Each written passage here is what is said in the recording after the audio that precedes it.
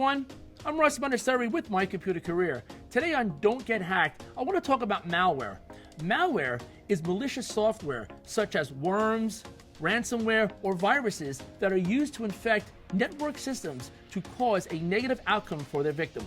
So a great example of malware is software installed without the user's consent designed to cause and create harm or create a negative outcome for a user or a company.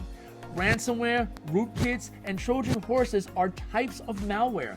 The ultimate solution to get rid of malware is to erase your computer and rebuild it, which stinks. If you didn't know, now you know.